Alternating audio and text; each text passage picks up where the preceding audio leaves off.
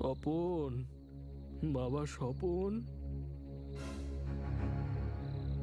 বাবা, বাবা কোথায় তুমি?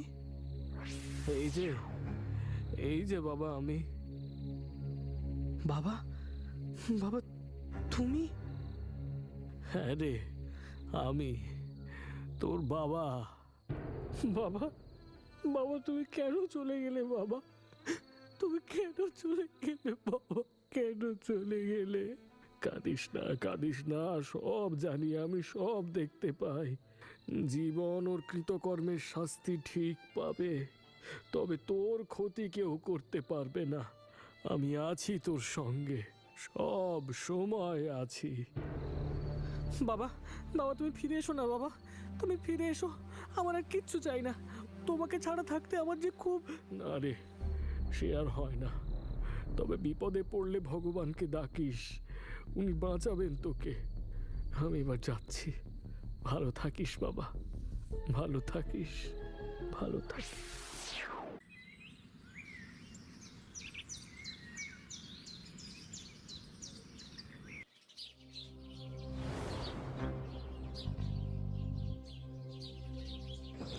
শুনুন শুনুন শুনুন শুনুন সব গ্রামবাসী, আমাদের জমিদার শ্রীযুক্ত রমানাথ সান্যালের মহামূল্যবান 7 হিরে দিয়ে তৈরি আংটিটা গতকাল গ্রাম পরিদর্শনের সময় হারিয়ে গেছে।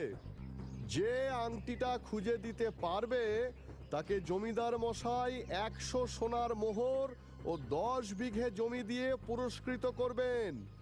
শুনুন শুনুন শুনুন। জীবন, এই জীবন, শুনলি জমিদার বাবুর 7টা হিরে দিয়ে তৈরি আংটিটা গ্রামে নাকি হারিয়ে গেছে। আচ্ছা, তাহলে গতকাল গ্রামে ঘুরতে গিয়ে কোথায় হয়তো পড়ে গেছে, কে জানে। হ্যাঁ, খুঁজে দিতে পারলেই তো পুরস্কার। তাও যে সে পুরস্কার নয় রে। এত বড় গ্রামের কোন মাঠে ঘাটে পড়েছে কে জানে, কিভাবেই বা খুঁজবি? ওসব বাদ দাও তো কর্তা, তুমি ভালো করে একটা কড়া করে চা বানাও তো দেখি।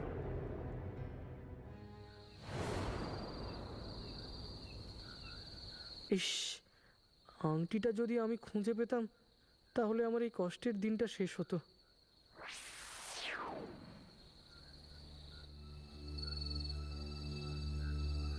বাবা তুমি? হ্যাঁ আমি তোর কাছে এলাম, তোর সাথে একটা জরুরি কথা আছে। আগে বলো তুমি কেমন আছো বাবা? ভালো আছি রে। শোন, গাঁয়ের শেষ প্রান্তে যে বড় দিঘিটা আছে, সেই দিঘির সব থেকে বড় মাছটার পেটে জমিদারের 7 হীরের আংটি আছে। গ্রাম ঘুরতে গিয়ে জমিদার যখন দুপুরবেলা ওই দিঘিতে স্নান করতে নেমেছিল, তখনই ওর আঙুল থেকে আংটিটা খুলে জলে পড়ে যায়, আর মাছটা সেটা খেয়ে ফেলে। ঠিক আছে বাবা, আমি তবে যাই। ভালো থাকিস বাবা, ভালো থাকিস।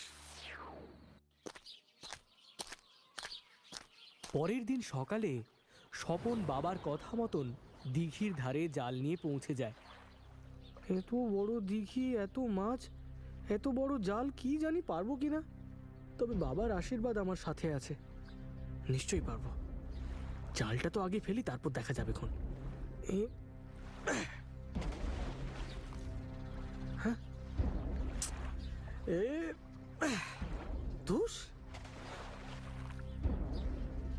দুবার জালটা ফেললাম, কিছুই তো ধরা দিল না। তাহলে আমি কি ঠিক মতন ফেলতে পারছি না? দেখি, আরো একবার চেষ্টা করে দেখি।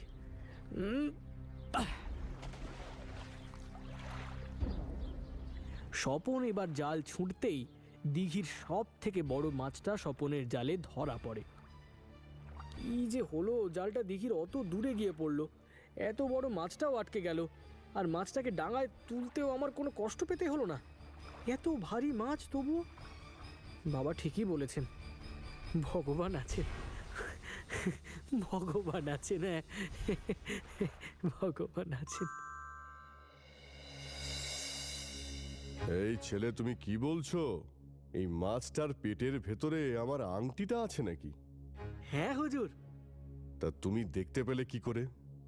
মন্ত্র জানো নাকি? না হুজুর, আমার বাবা, মানে না, আসলে আমার আমার আমার মনে হচ্ছে আপনি পেটটা কেটে দেখুন না, আংটি না পেলে তো মাছটা পেলেনি। দিঘির সব থেকে বড় মাছ এটা। এই, কে আছিস? এই মাছটাকে ভিতরে নিয়ে যা, আর পেটটা ভালো করে কেটে দেখ তো কিছু পাওয়া যায় কিনা।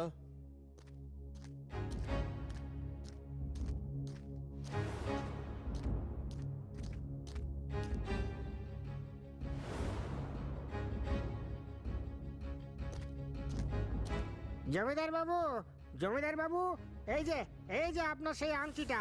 হ্যাঁ, কি বলছিস কি? কই দেখি দেখি দেখি। সত্যি তো, এটাই তো আমার সেই 7 হীরের আংটি। ধন্য তুমি বাবা, তুমি ধন্য। হুজুর, তাহলে আমার পুরস্কার? পাবে পাবে, আমার দেওয়া কথা মতো 100 সোনার মোহর আর 10 বিঘে জমি তুমিই পাবে। তাহলে জীবন, তোমার ভাই তো এখন ধনী হয়ে গেল। 100 খানা মোহর, আবার 10 বিঘে জমি। হ্যাঁ, এবার আমাদের কষ্টের দিন ঘুচলো। তোমার আবার কষ্ট কোথায়? ভাই গরুকে খাওয়ায় আর তুমি দুধ দাও। ভাই জমি চাষ করে আর তুমি ধান ঘরে তোলো। ভাই ঘরের বাইরে শীত বর্ষা কাটায় আর তুমি ঘরে আরাম করে ঘুমাও। তা বাবার তো সেই রকমই আদেশ ছিল কর্তা। এবার আমার ইচ্ছে মতো পুরস্কারটা অর্ধেক করতে হবে। মানে 50 খানা মোহর আর 5 বিঘে জমি তোমার হবে? হ্যাঁ গো কর্তা, করতে তো হবেই। কি আর করা যায় বলো? হ্যাঁ, বাবার আদেশ বলে কথা। নিজেরই তো ভাই, তাকে তো আর ঠকাতে পারি না। বাবা যে স্বর্গে বসে কষ্ট পাবেন। ও তাই বুঝি? না, স্বপনের সাথে একবার দেখা করতেই হবে, ওকে বোঝাতেই হবে। ও কর্তা, কি ভাবছো এত? কই দাও দাও, চা দাও। না না, কিছু না তেমন। আমিও ভাবছি স্বপনকে একবার এই কাজের জন্য ধন্যবাদ জানাবো। ওকে একবার আসতে বলো তো আমার দোকানে। ঠিক আছে, হ্যাঁ ঠিক আছে, বলবো।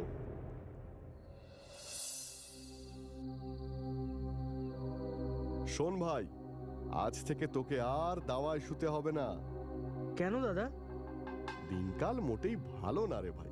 তোর চিন্তায় আমি ঘরে ভালো করে ঘুমোতে পারি না। রাতে বারবার আমার ঘুম ভেঙে যায়। তার চেয়ে বরং তুই আজকে আমার সঙ্গে আমার ঘরেই শুয়ে পড়। ঠিক আছে দাদা, তুমি যা বলবে আমি তাতেই রাজি। আর শোন, জমিদার বাবু পুরস্কারগুলো কবে পাঠাবেন কিছু বলেছেন? বলেছে তো পাঠিয়ে দেবে।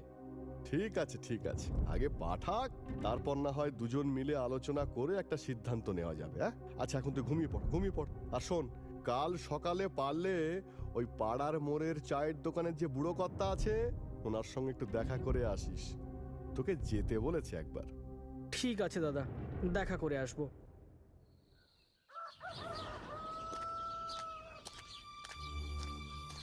কর্তামশাই, আপনি আমাকে ডেকেছিলেন নাকি? দাদা বললো গতকাল।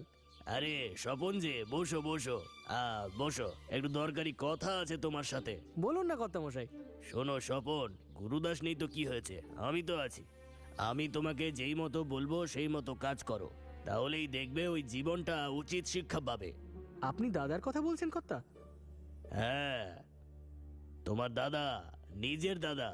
হ্যাঁ স্বপন, তোমার নিজের দাদা তোমায় বোকা পেয়ে যে হারে দিনের পর দিন তোমার সাথে অন্যায় করছে, সেটা আমি আর দেখতে পারছি না। তাই আমি তোমায় ডেকে পাঠিয়েছিলাম। কর্তা, আপনি আমার বাবার বিশেষ বন্ধু ছিলেন। বাবা আপনার সাথে কথা না বলে কোনো সিদ্ধান্ত নিতেন না। বাবার অবর্তমানে আপনি যা বলবেন আমার ভালোর জন্যই বলবেন, সে নিয়ে আমি নিশ্চিত। কি কাজ করতে হবে বলুন, আমি তাই শুনব। তাহলে শোনো,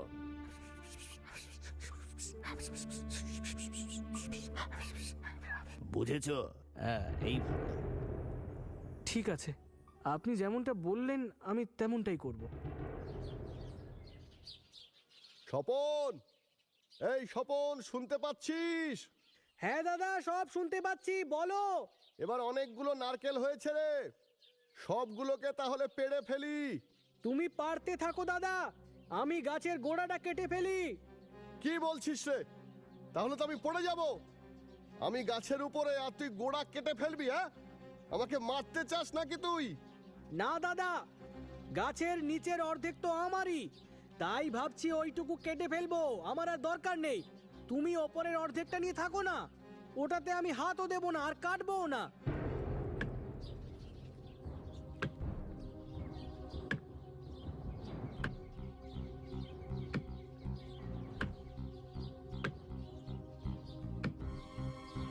স্বপন, তোর কি মাথা খারাপ হয়ে গেছে নাকি রে? এইরকম ভাগ কোনোদিন হয় নাকি? কেন দাদা, এইরকম ভাগ করা তো আমি তোমার থেকেই শিখেছি, কেন মনে নেই? ঘরের বাইরের দাওয়ার অংশটা আমার আর ভেতরটা তোমার, গরুর মুখের দিকটা আমার আর তারপরের অর্ধেক অংশ থেকে পেছনের অংশটা তোমার। তাই গরুকে খাওয়ানোর দায়িত্ব আমার হলেও গরুর দুধের অধিকারী তুমি, সেটাই আমার কোনো ভাগই নেই। আর ওই যে আমাদের চাষের জমিটা, সেখানে প্রথম 6 মাস মাঠে লাঙল দেবো, হাল চালাবো, ধান বুনবো আমি, আর শেষের 6 মাস যেহেতু তোমার, তাই শুধু ফসল তুলবে তুমি, সেই ফসলে আমার কোনো অধিকার নেই। বা দাদা, বা বা বা বা এইসব হিসেব দেখে আমি ঠিক করেই রেখেছি, নারকেল গাছের নিচের দিকটা যেহেতু আমার, তাই ওটাকে আমি এক্ষুনি কেটে দেব। ওপরের ফলের অংশটা তো তোমার, তুমি থাকো তোমার গাছ নিয়ে। এই না রে ভাই, আমার